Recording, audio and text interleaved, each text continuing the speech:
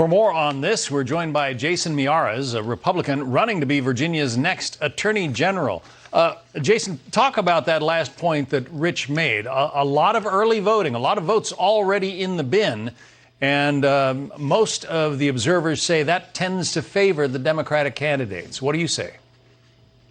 Well, I don't know if I would necessarily accept that assertion, because what we're seeing are Virginians are tired of this one-party rule. They're tired of this far-left liberal monopoly we have in Richmond, and they're ready for a new way of thinking and a new leader. And Glenn Youngkin is obviously leading the charge. I mean, we're seeing in polling that not only myself but Glenn are up by double digits among independents, because people are tired of what they're seeing in Richmond. They're tired of these policies, and we think that throughout the entire state, throughout all of Virginia, you're going to have a surge of support as well on Election Day. There are so many people that are anxious to change the direction that we're seeing. A lot of people frustrated with Washington that realize, hey, you don't have to wait till November of 2022 to voice your displeasure with Washington. You can make a vote right now as well. People are frustrated right now. They don't like the fact what they're seeing from the local school boards, not reporting sexual assaults to the general public, and having our children being vulnerable and people playing games with our kids' safety, to the McAuliffe Parole Board that let out violent criminals and rapists and cop killers out, sometimes with decades on their sentence, to the fact that just everything's more expensive right now. And you go to the grocery store, things are more expensive. Glenn Youngkin wants to cut the grocery tax. And so right now you're seeing a groundswell of Virginia. Virginians are very independent-minded folks, and they don't like this one-party rule in Richmond. They want a check and balance, and that's what we're going to provide them. Well, it's been, what, a dozen years since you had a Republican win statewide office there? It has, Virginia, turned very much blue over the last decade or so. It has, but, we're saying this is not a Democrat versus Republican election. This is a common sense election.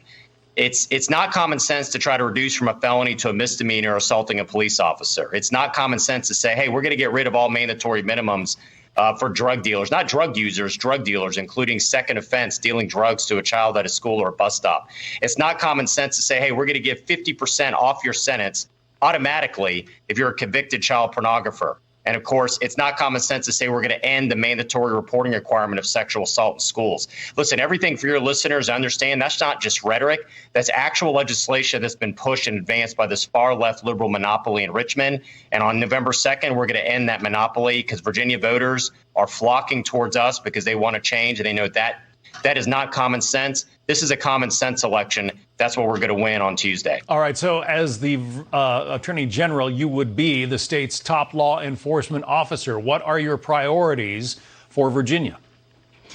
Well, I've said before, if you want to know the biggest difference between my race and my opponent, my left-wing opponent, Mark Herring, is if you want somebody who's been trained as a politician, Mark Herring is your candidate. If you want somebody who's been trained as a prosecutor, I'm your candidate. And that's exactly what I want. Mark Herring has tackled every single far-left issue that you can possibly imagine, and he's bragged about that. He's bragged that he's turned his office into, quote, a progressive powerhouse. I want to get back to focusing on safety and security and the safety for kids in their schools and for families in their neighborhoods, because our murder rate in Virginia is the highest it's been in 2 decades. And one of the most unconscionable things we've seen is the parole board letting people out like David Simpkins. David Simpkins had 56 prior felony convictions, including 14 prior armed robberies, abduction, forcible sodomy. He was supposed to be in prison of the year 2066.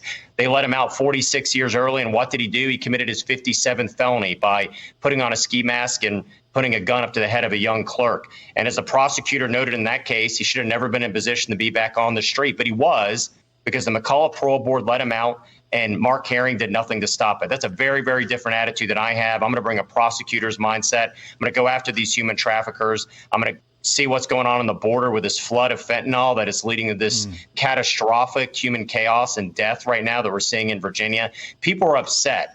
And as I talked to one shop owner in Richmond who had his retail shop damaged during last summer's rioting, listen, you can wash away graffiti, but you can't wash away fear.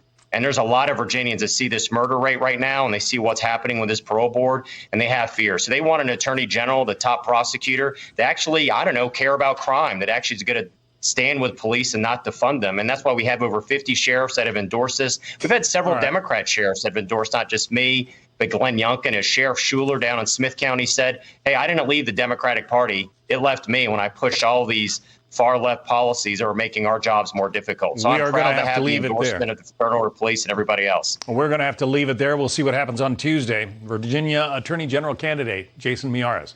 Thank you. Thank you.